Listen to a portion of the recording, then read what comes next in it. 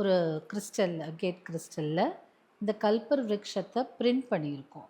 இது என்ன பண்ணலாம் அப்படின்னா, பணம் வைக்கும் இடத்தில் வைக்கலாம். இல்லை நீங்களே ஒரு பணம் ஈர்க்கும் மிஷினாக கல்பர் விருட்சமாக மாறணும் அப்படின்னும்போது இதை எனர்ஜைஸ் பண்ணி வாங்கிப்பீங்க இல்லையா? வாங்கின பிறகு இதை வச்சுட்டு இதுக்கு மேலே தண்ணி ஒரு டம்ளரில் தண்ணி வச்சுக்கோங்க. வச்சுட்டு உங்களுக்கு தேவையான இல்லை என்ன ஆசையோ அந்த ஆசையை சொல்லிவிட்டு அந்த தண்ணியை உட்கொள்ளுங்க. இந்த கல்பவ்ருக்ஷா பிளேட் வந்து அவ்வளோ பவர்ஃபுல்லாக உங்களுக்கு வேலை செய்யும்.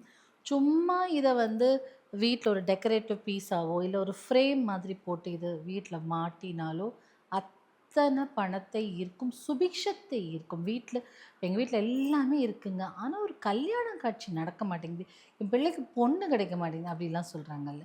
அப்படி இல்லை, அந்த மாதிரியான விஷயங்கள் என்னென்னலாம் ஆசை இருக்கோ. வீடு ஒன்று இருக்குங்க, ஆனால் எனக்கு அன்னைக்கு ஒரு அம்மா ஒரு கிளாஸ்க்கு வந்திருக்கும்போது சொன்னாங்க, சொந்த வீடெல்லாம் இருக்குங்க, கார்டன் எல்லாம் இருக்குது, ஆனால் எனக்கு ஒரு சின்ன ஆசை, சின்னதாக ஒரு குட்டியாக ஒரு வில்லா ஒன்று எனக்கு பீச் ஓரமாக வாங்கணும்னு ஆசை. அதாவது ஆசைகளுக்கு அளவில்லை, எத்தனை இருந்தாலும் இன்னொன்று இருந்தால் எக்ஸ்ட்ராவாக இருக்குமே அப்படின்னு தானே நம்ம ஆசைப்படுவோம். அந்த மாதிரியான ஆசைகளை கூட நிறைவேற்றி கொடுக்கக்கூடியது தான் இது. ஆசைப்படலாம், தப்பில்ல. இன்னொருத்தவங்க பொருள தான் ஆசைப்படக்கூடாது.